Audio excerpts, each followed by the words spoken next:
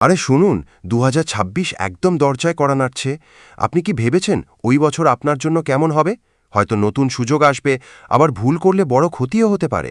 চলুন আজকে খুব সহজভাবে জানি ২০২৬-এ কি বদলাবে আর কোন ভুল করলে আপনার ক্ষতি হবে। প্রথমেই আসি পরিবর্তনের কথায়।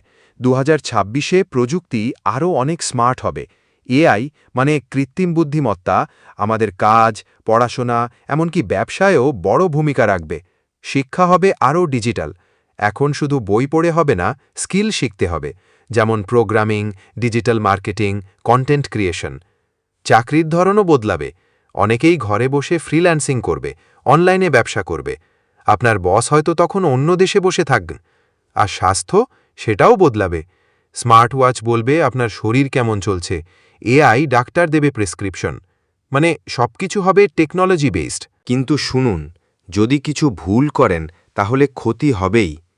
প্রথম ভুল হল নতুন স্কিল না শেখা।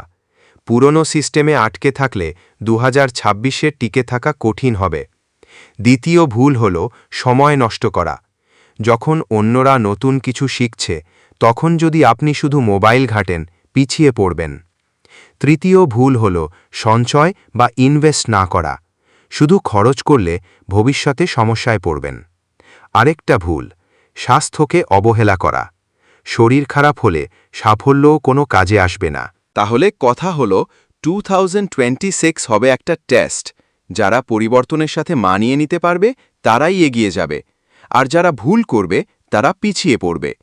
তাই আজ থেকেই নতুন স্কিল শেখা শুরু করুন, সময়কে গুরুত্ব দিন, আর নিজের স্বাস্থ্য ও ভবিষ্যতের যত্ন নিন। মনে রাখবেন, আপনার আগামীকাল নির্ভর করছে আজকের সিদ্ধান্তের ওপর।